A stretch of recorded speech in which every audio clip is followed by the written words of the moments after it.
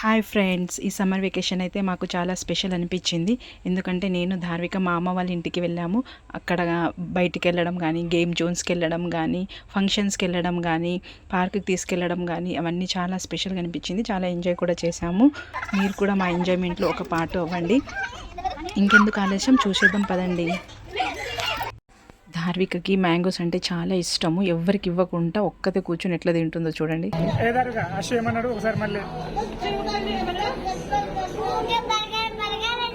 ఎట్లా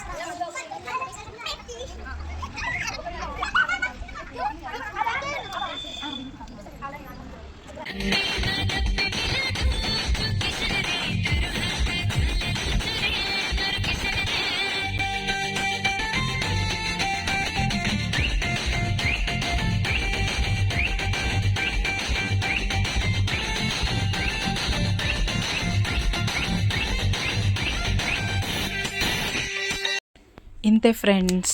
అయితే మీరు కూడా మీ సమ్మర్ వెకేషన్ని ఎలా ఎంజాయ్ చేశారో కామెంట్ చేయండి, మర్చిపోవద్దు.